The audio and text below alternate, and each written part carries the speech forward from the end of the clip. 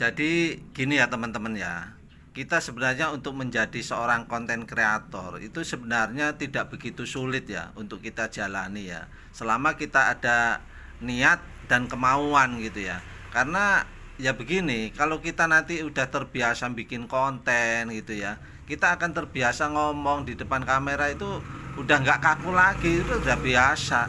Bahkan kepengennya itu setiap hari itu bikin konten berapa kali kayak gitu.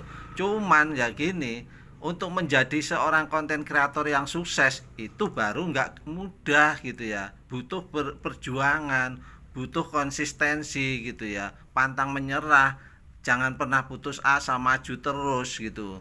Itu kalau pengen sukses di konten kreator, jadi itu nggak mudah sebenarnya. Tadi yang saya bilang, untuk menjadi konten kreator ya itu sebenarnya nggak susah-susah amat itu ya, selama kita punya kemauan dan keberanian untuk tampil di depan kamera gitu ya. Cuman untuk menjadi seorang konten kreator yang sukses itu barulah nggak mudah ya kan, butuh konsistensi. Kita ngupload video setiap hari, kita bikin konten setiap hari, konten pendek, reel ya kan, konten panjang, VOD, stream gitu kan.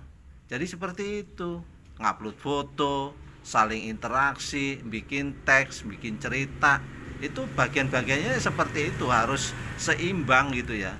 Dan itu nggak mudah dilaksanakan oleh seorang konten kreator itu ya, butuh perjuangan, butuh kesabaran yang luar biasa gitu ya. Tapi nanti kalau udah sukses di konten kreator ya, kita sendiri yang akan menikmati hasilnya ya kan. Itu suatu kepuasan yang luar biasa kalau bisa kita sukses di situ gitu ya. Ya kita ngelihatnya orang-orang yang sudah berhasil sebagai konten kreator ya, dengan menghasilkan apa itu namanya, uang yang tidak sedikit dalam satu bulannya gitu ya. Ada yang mencapai di atas 100 juta, bahkan sampai 300 juta sekian. Terus tadi saya lihat di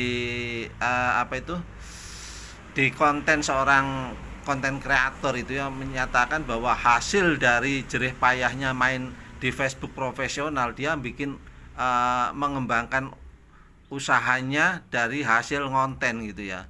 Jadi karena dia digaji oleh Facebook itu udah mencapai di atas nilai 300 juta per bulan, terus akhirnya dia bikin bisnis ya luar biasa dari hasil ngonten gitu loh ya. Ya sebenarnya kita terlalu jauh kalau ngelihatnya ke situ ya, cuman paling enggak kita mencoba membranding diri kita, jadilah diri kita sendiri, bukan